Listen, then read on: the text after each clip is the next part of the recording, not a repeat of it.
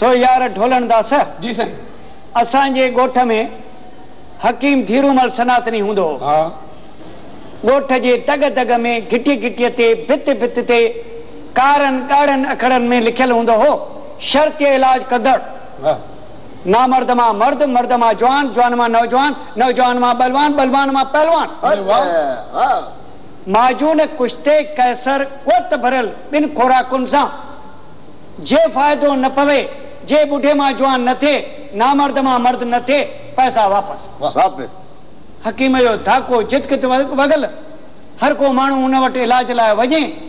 हाणे फ़ाइदो कंहिंखे पवे या न पवे सा त ख़बर ख़ुदा खे। खुदा बराबर। हिकिड़े ॾींहुं यार मूंखे बि थी उणतुड़ मन में सोचियुमि माण्हू जो हेतिरा पैसा वठी हिन वटि वञनि था, टांगनि में बि प्रचार करे, डूलनि में बि प्रचार करे, हेॾा पैसा थो ख़र्च करे, कुझु त हूंदो। बराबर आहे। लंघे वियो मामे वटि, मुंहिंजो मामो सहजू ॿियो कमु त हूंदो होसि कोन, सो हकीम वटि वञी जड़ियूं ॿूटियूं हमाम दस्ते में कुटींदो।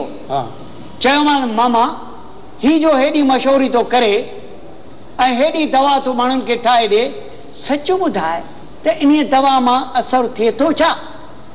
चई फाणी जा पहिरीं इहो ॿुधाए त तोसां का गड़बड़ त कोन्हे।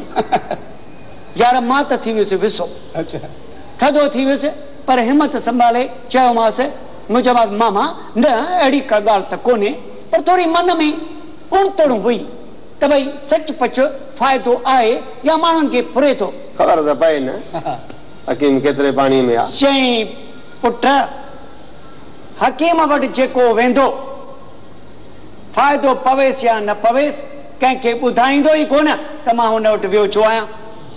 बाक़ी रहियो ॻाल्हि फ़ाइदे जी, जड़ियुनि ॿूटियुनि मां फ़ाइदो त थींदो ई, पर यार यकीनन ऐं शर्त इलाज त हकीम लुकमान वटि बि कोन्हे। इहो त साईं सच आहे। बसि हिन वटि के को वेंदो शर्म खां कंधु लिकाए ईंदो, कंहिंखे ॿुधाईंदो ई कोन, मिठी बि माट मुठी बि माट, पैसा फुराए अची घर में वेही रहंदो। सो इहा ॻाल्हि अथव इहा।